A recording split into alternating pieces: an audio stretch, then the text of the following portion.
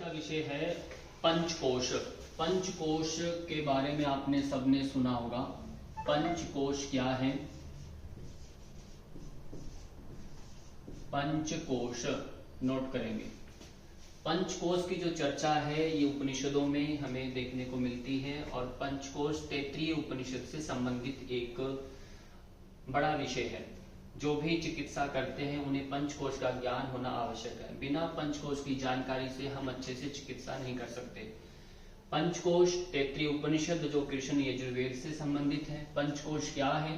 यानी पंच मतलब पांच, कोश मतलब एक।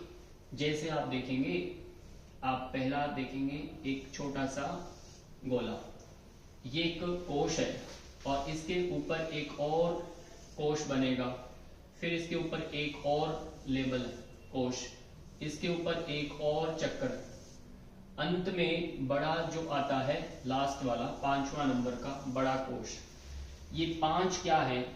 ये सबसे जो बाहरी आवरण आप देखते हैं इसका नाम है अन्नमय कोश। अन्नमय कोश, ये कोश जो होता है आपका अन्न से निर्मित होता है। जो हमें अपनी आंखों से जो कुछ दिखाई देता है वो अन्नमय कोश के अंतर्गत आता है।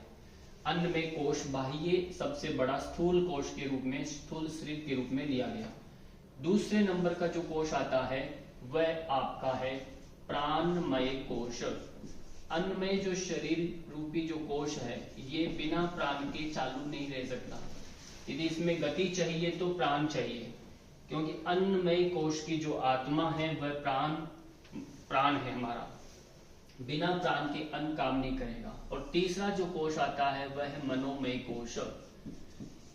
आपके अंदर शरीर स्वस्थ है, आपका प्राण सही से काम करता है, पर यदि आपका मन नहीं काम कर रहा तो समझ लीजिए आपका शरीर किसी काम का नहीं है। मन से ही हमारा प्राण की गति बढ़ती है। इसलिए प्राण की जो आत्मा है वह मन है। प्राण की जो आत्मा क्या है? मन। मन से भी एक ऊपर की स्थिति होती है, उसे बोलते हैं विज्ञानमय कोश।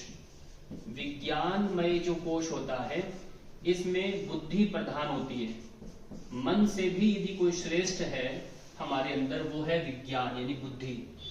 इसलिए मन की जो आत्मा है वह बुद्धि है। बुद्धि से हम निर्णय लेते हैं। जो व्यक्ति मनोमय से काम करता है, मन पे चलता है, तो उसका भी स्वास्थ्य सही से काम नहीं हो सकता। उसे बुद्धि से, विवेक से काम करना पड़ता है। और जो व्यक्ति बुद्धि से निर्णय लेता है तो वह जाकर के आनंदमय कोश के अंतर्गत आता है। अंतिम कोश है आनंदमय कोश।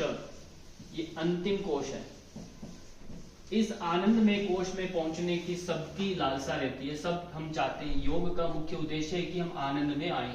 तो आनंद में आने के लिए आपको पहले अन्नमय कोश को आसनों के माध्यम से, इसको आहार व्यवहार के माध्यम से अन्नमय कोश को स्वस्थ बनाना है। प्राणमय को स्वस्थ करेंगे, मनोमय को, विज्ञानमय को, आनंदमय को। इन्हीं पांचों कोशों को 3 शरीर के अंदर विभाजित भी किया गया है। पहला जो कोश है, पहले वाला कोश अन्नमय कोश को स्थूल शरीर के अंतर्गत लिया गया है।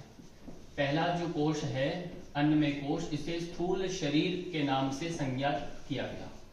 ये आपको पहला समझना है। अन्नमय कोश को स्थूल शरीर, ये वाला कोश। अब बचे लास्ट के ये बीच के 3 कोश।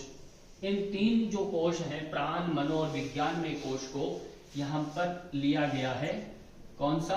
सूक्ष्म शरीर। ये आपका सूक्ष्म शरीर के अंतर्गत आते हैं।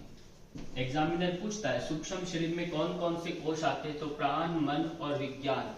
अंतिम जो कोश रहता है ये कोश आपका अंतिम वाला, ये अंतिम वाला कोश है, ये आपका कारण शरीर के अंतर्गत आता है।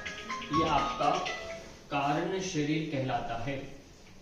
इस प्रकार से इन तीनों कोशों को भी और 3 शरीर यानी पंचकोश प्लस 3 शरीर को आप अच्छे से समझ गए होंगे।